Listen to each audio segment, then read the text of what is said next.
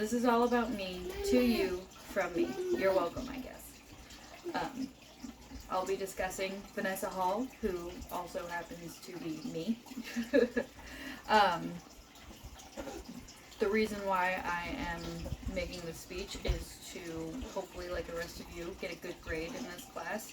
And plus, if we learn more about each other, then if one of you commits a serious crime, then that way I can tell them that you were quiet and nice and you kept to yourself and we never saw this coming.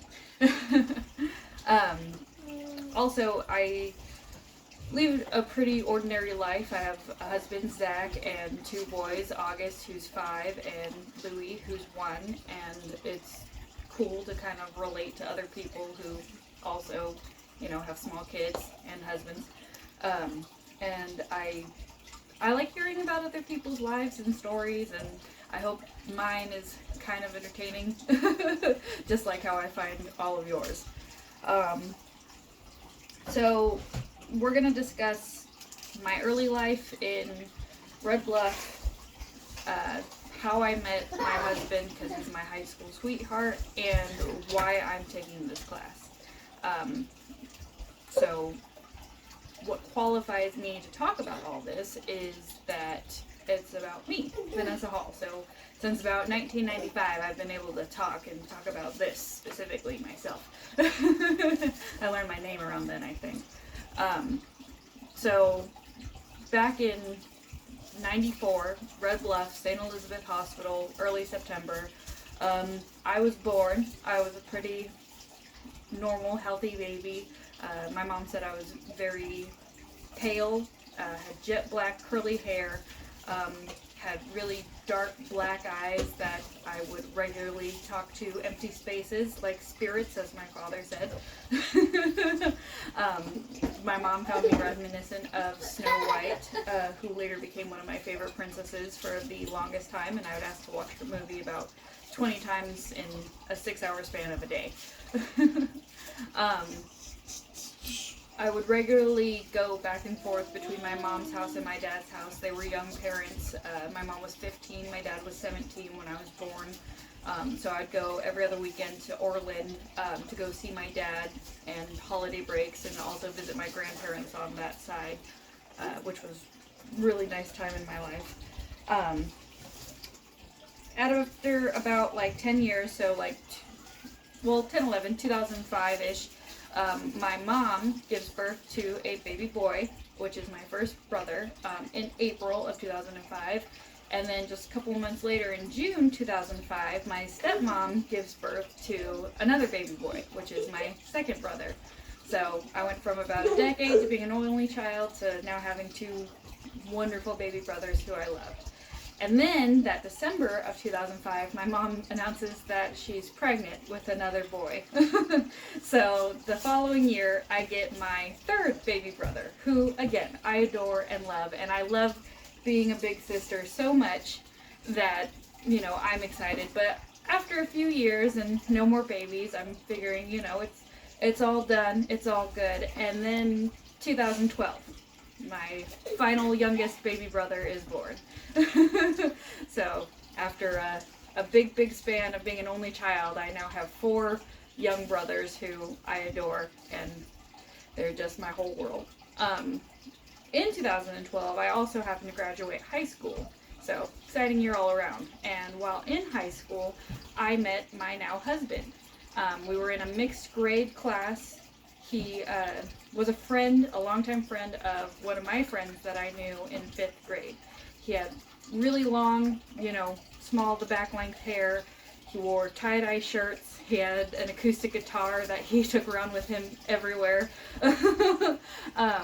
So, you know, and he was a redhead. We didn't immediately start dating. He had an interest in me, but, you know, he liked a lot of classic rock, which was, you know, like a maroon flag to me.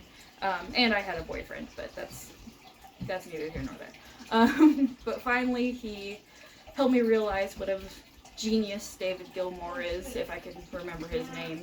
And I agreed to go on the date. So I dropped my currently held baggage, and we went on a date and shared this burger that was about the size of my head and it was the best thing I ever tasted. And we had milkshakes, and then we do a little bit of fast forwarding, and now it's 12 years we've been together, married for 2 of those years, and we brought with us the thoughtful August and the super ornery Louie.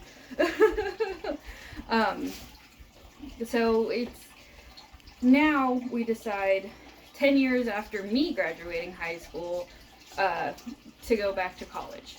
My husband Zach, he wants to get his doctorate so he can experiment with various drugs as he sees fit, and I am going to officially become the bleeding heart that my entire family tells me I am, and get my master's in social work.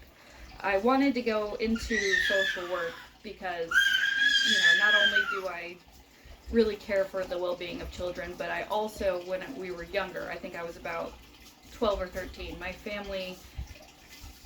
my mom's side of the family, she goes to move out of state. So a custody battle started between my mother and my father. And so between court dates and lawyers and all sorts of meetings, I had to meet with a custody mediator, and she was rude, she was cold, I think she was hungry because she had no interest in what I wanted to say as a 12, 13-year-old. And she just didn't make me feel like I actually had said what I felt.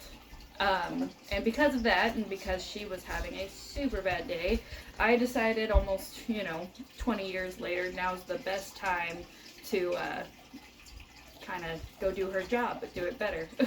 I want to make sure kids are listened to and heard, especially when they're going through such a hard time in their lives, because custody is not fun for anybody.